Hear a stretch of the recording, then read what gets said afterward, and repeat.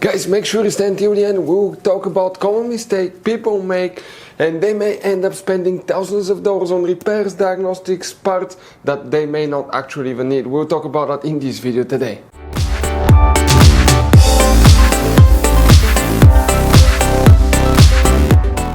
Hey guys, welcome back to Auto Repair. Guys, super quick, very helpful video for any of you trying to find fuses relays for the traction control, also known as traction control module on Mercedes GLC first generation. Guys, quick advice, please do not waste any money on parts, tools and diagnostics until you watch that video. If you have problems with the traction control, it could be quite simple fix.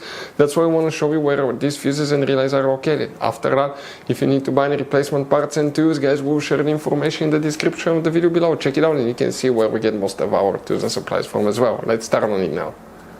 Even before we start, guys, let us share something with you. Okay, 9 out of 10 people do not know there will be hidden fuse boxes in that Mercedes. How many? Up to 6, 7 different fuse boxes, guys. Now, that's why we made a special video on our YouTube channel that's called Mercedes GLC fuse box location and diagram. Check it out. It's a video that can save you thousands of dollars in future repairs. Now, guys, when we make all these free videos, we take every single car apart that we get here at the garage. We make at least 200 to 300 free repair videos. We show you how to fix engines, transmission, codes, fuses, relays, because our mission at the garage is to save you as much money as we can. All we need, guys, in return, subscribe to the channel, like the video, that way we can keep making these free videos. By the way, guys, check out our YouTube channels. We have more than 19,000 free repair videos that can save you thousands of dollars in future repairs. So let's go ahead and start on it now. So for the traction control, guys, which fuses relays we need to check, come to show you on that generation Mercedes GLC. Guys, we'll be working multiple fuse boxes. You may have all of the fuses or just some, depending on the year, model, configuration. And the first thing we want to do, open the driver door, and on the side of the dash here, that's a better view. You see that cover? It's removable. If you remove it, behind it you will find the main driver side fuse box with a layout like this one here. Before we continue, let's explain quickly why it's always a good idea to test fuses and relays. So guys, let us tell you something really quick, guys. People make one common mistake. They never test fuses, relays. They look at them and they assume they're good. At that point, they think they have a good fuse or relay and they start replacing modules, computers, parts that can cost you thousands of dollars in repairs, guys. Always test your fuses. You have no idea how many cars we fixed for customers that said, oh, I checked the fuse, everything's fine, but I still have a problem. Now, some fuses are super hard to see if they're burnt or not. Some of them will be really easily accessible. You can clearly see them, but there will be fuses that are not see-through, fuses that may look like they're not burned, but they're actually burned. And often, guys, you can actually even test these fuses. Okay, let me show you now without even removing them. But it's very important to know how to test different fuses and relays.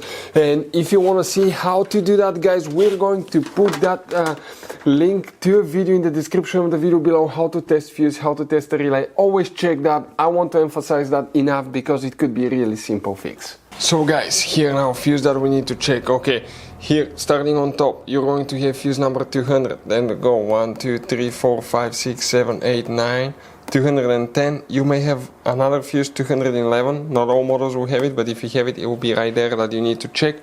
After that, guys, okay, we need to go and open the hood on that Mercedes.